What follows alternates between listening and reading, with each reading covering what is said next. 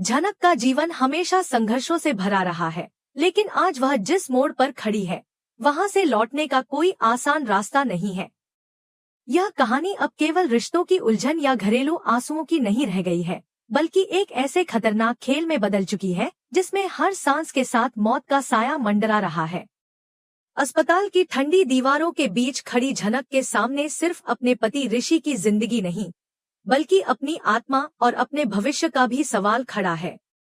एक तरफ अंकुश है, जिसकी क्रूरता ने इंसानियत और कानून दोनों को कुचल डाला है, और दूसरी तरफ एक बेबस पत्नी, जिसे अपने सुहाग को बचाने के लिए किसी और की जान लेने का दबाव दिया जा रहा है। झनक के हाथ में कांपता हुआ फोन है, जिसके दूसरी ओर अंकुश की शैतानी आवाज गूंज रही है। ऋषि उसकी कैद में है और हर धमकी के साथ झनक का दिल टूटता जा रहा है। अंकुश चाहता है कि झनक अस्पताल में भर्ती मंत्री को जहर का इंजेक्शन दे दे, तभी वह ऋषि को जिंदा छोड़ेगा। यह सौदा झनक के लिए किसी नरक से कम नहीं है। वह जानती है कि एक फैसला उसे अपराधी बना देगा और दूसरा फैसला उसके पति को मौत के मुंह में धकेल देगा। लेकिन झनक सिर्फ डरने वाली औरत नहीं है। वह नूतन और अनिरुद्ध की बेटी है, जिनकी रगों में हार मानने का नाम नहीं लिखा। आंखों में आंसू लेकर वह बाहर से भले ही टूटी हुई दिख रही हो, लेकिन उसके भीतर एक तूफान उठ चुका है। वह समझ चुकी है कि अंकुश जैसे अपराधी की बातों पर भरोसा नहीं किया जा सकता। अगर वह मंत्री को मार भी दे, तो क्या गारंटी है कि ऋषि जिंदा बचेगा? उसे यह भी समझ आ गया है कि असल मकसद सिर्फ मंत्री की हत्या नहीं, बल्कि उसे फंसाकर ऋषि को हमेशा के लिए बदनाम करना है। यही वह पल है जब झनक के भीतर का रौद्र रूप जागता है और वह तय करती है कि अब वह मोहरा नहीं बनेगी, बल्कि खुद चाल चलेगी। वह फोन पर रोते हुए अंकुश से माफी मांगती है, गिड़गिड़ाती है, खुद को कमजोर दिखाती है ताकि उसे लगे कि वह पूरी तरह टूट चुकी है। लेकिन उसी वक्त उसकी नजरें अस्पताल के हर कोने को परख रही हैं। सीसीटीवी कैमरे, गार्ड्स की तैनाती, नर्सों की आवाजाही, हर चीज उसके दिमाग में एक नक्शे की तरह बन रही है। ऋषि के साथ बिताए पल उसे याद आते हैं, जब वह अपराधियों की मानसिकता समझाता था। आज वही बातें उसके काम आ रही हैं। धीरे धीरे वह मंत्री के कमरे की ओर बढ़ती है। दिल जोर जोर से धड़क रहा है, लेकिन कदम स्थिर है। कमरे के अंदर मशीनों की बीप की आवाज उसे किसी टाइम बम जैसी लगती है। फोन पर अंकुश सब देख रहा है और उसकी आंखों में जीत की चमक है। झनक इंजेक्शन उठाती है, हाथ कांपता दिखाती है, ताकि अंकुश को लगे कि वह डर से टूट चुकी है। लेकिन असल में कमरे में घुसते ही वह बड़ी चालाकी से जहर की शीशी को अपनी साड़ी में छुपा चुकी है और उसकी जगह सलाइन वाटर का इंजेक्शन ले चुकी है। वह कैमरे का एंगल इस तरह सेट करती है कि अंकुश को सब साफ दिखे, लेकिन असल चाल न दिखे। जैसे ही वह ड्रिप में सुई लगाती है, अंकुश की मुस्कान और चौड़ी हो जाती है। उसे लगता है कि खेल खत्म हो गया है। लेकिन झनक का असली वार अभी बाकी है। इंजेक्शन देने के तुरंत बाद वह बड़ी सफाई से कार्डियक मॉनिटर के सेंसर वायर को हल्का सा खींच देती है। अचानक मशीन से लंबी और तीखी बीप की आवाज गूंज उठती है। वही आवाज जो दिल की धड़कन रुकने का संकेत देती है। यह आवाज फोन के जरिए सीधे अंकुश तक पहुंचती है। झनक जोर जोर से रोने लगती है, डॉक्टर को बुलाने का नाटक करती है। अंकुश को पूरा यकीन हो जाता है कि मंत्री मर चुका है। खुशी में वह झनक की तारीफ करता है और कहता है कि अब वह बताएगा कि ऋषि कहाँ है। जीत के नशे में अंधा होकर वह जल्दबाजी में फोन काट देता है और यही उसकी सबसे बड़ी भूल बन जाती है। फोन कटते ही झनक का चेहरा बदल जाता है। डर का नकाब उतर जाता है और उसकी आंखों में आत्मविश्वास चमक उठता है। वह तुरंत सेंसर वायर वापस जोड़ देती है। मशीन की आवाज सामान्य हो जाती है।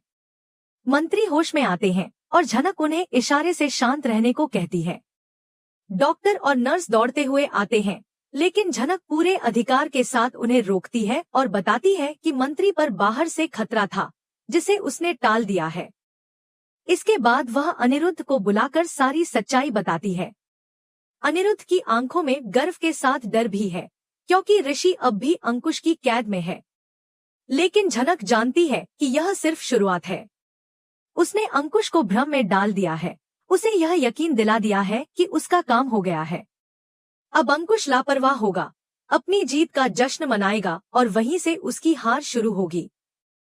यह कहानी अब एक औरत के आंसुओं की नहीं, बल्कि उसकी बुद्धि, साहस और रणनीति की है। झनक ने साबित कर दिया है कि वह सिर्फ किसी की पत्नी नहीं, बल्कि एक योद्धा है, जो अपने पति की जान बचाने के लिए खुद मौत से खेलने को तैयार है। अब असली लड़ाई शुरू होने वाली है, जहां हर चाल, हर सेकंड और हर सांस एक नई किस्मत लिखने वाली है। कॉल कटने से ठीक पहले झनक की नजर एक ऐसी चीज पर पड़ी जिसने पूरे खेल की दिशा बदल दी। अंकुश खुशी में उछल रहा था और उसी पल उसका फोन थोड़ा हिल गया। कैमरे के पीछे टूटी हुई खिड़की के बाहर का एक झलक भर दृश्य दिखाई दिया। वहां जर्जर ईंटों से बनी एक पुरानी चिमनी थी, जिससे काला धुआं उठ रहा था और कहीं दूर से एक भारी सी घंटी की आवाज आ रही थी, जैसी आवाज अक्सर पुराने कारखानों में पाली बदलते वक्त बजती है। यह कोई मामूली इत्तेफाक नहीं था। झनक का दिमाग बिजली की तरह दौड़ गया। उसे अचानक याद आया कि शहर के बाहरी इलाके में एक बंद पड़ी कपड़े की मिल है, जिसके पास ही एक पुराना घंटाघर है। कभी ऋषि ने हंसते हंसते उस इलाके के अपराध रिकॉर्ड्स का जिक्र किया था। उसी पल झनक को लगभग पूरा यकीन हो गया कि ऋषि को वहीं कहीं उस जर्जर मिल के किसी गोदाम में कैद करके रखा गया है। अब उसके सामने सबसे मुश्किल फैसला था। वह चाहे तो पुलिस को सब कुछ सौंपकर इंतजार करे, लेकिन उसे डर था कि सायरन की आवाज सुनते ही अंकुश अपनी क्रूरता दिखा सकता है। उसे यह भ्रम बनाए रखना था कि वह अब भी अकेली, डरी हुई और मजबूर है। तभी उसने एक साहसिक योजना बनाई। उसने अनिरुद्ध और पुलिस कमिश्नर को अपने भरोसे में लिया। तय हुआ कि वह अकेले ही अंकुश के बताए रास्ते पर जाएगी, लेकिन उसके मंगलसूत्र के पेंडेंट में एक छोटा सा जीपीएस ट्रैकर छुपा दिया जाएगा और उसके फोन से एक गुप्त ऑडियो ट्रांसमिशन चालू रहेगा। सादे कपड़ों में स्पेशल टास्क फोर्स बिना सायरन और बिना शोर मचाए दूर से उसका पीछा करेगी। झनक खुद चारा बनने को तैयार थी, ताकि शिकारी अपने बिल से बाहर आए। अस्पताल से निकलते समय उसकी चाल में अजीब सा आत्मविश्वास था।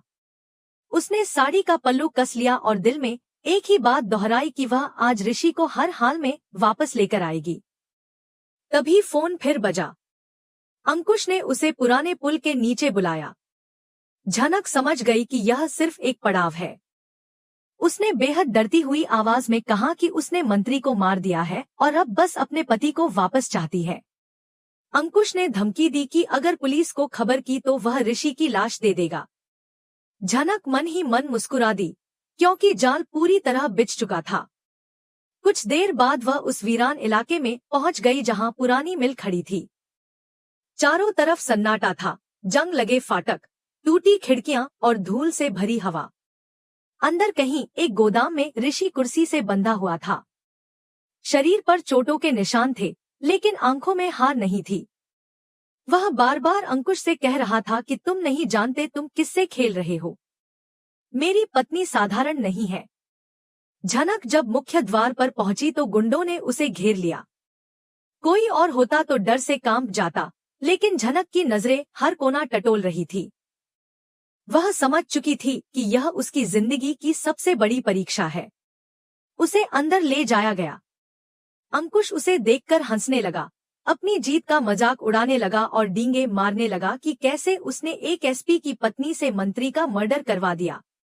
वह यह भूल गया था कि झनक के पल्लू में छुपा छोटा सा डिवाइस उसकी हर बात पुलिस तक पहुंचा रहा है।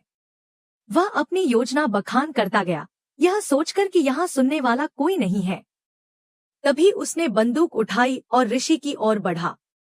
उसी पल झनक ने पहली बार मुस्कुराकर उसकी आंखों में देखा और शांत आवाज में कहा कि शतरंज का खेल खत्म हो चुका है। अंकुश कुछ समझ पाता उससे पहले झनक ने अपना फोन उसकी तरफ घुमा दिया। स्क्रीन पर अस्पताल के बिस्तर पर बैठे जिंदा मंत्री और पुलिस कमिश्नर लाइव दिख रहे थे। अंकुश के चेहरे का रंग उड़ गया। उसे समझ नहीं आया कि जिसकी मौत की बीप उसने खुद सुनी थी, वह कैसे जिंदा है। झनक ने उसे बताया कि वह इंजेक्शन जहर का नहीं था और सारी आवाजें सिर्फ एक चाल थी। यह सुनते ही अंकुश पागल हो गया। गुस्से में उसने ट्रिगर दबाने की कोशिश की। उसी पल झनक ने पास पड़ा एक भारी लोहे का ड्रम पूरी ताकत से लुढ़का दिया। ड्रम अंकुश के पैरों से टकराया, उसका संतुलन बिगड़ा और गोली दीवार में जा लगी। तभी छत और दरवाजे एक साथ टूटे। धुएं के गुबार के साथ पुलिस अंदर घुस आई। चारों तरफ सरेंडर की आवाजें गूंज उठीं। अंकुश भागने लगा, लेकिन ऋषि ने अपने बंधे पैरों से उसे लात मार दी।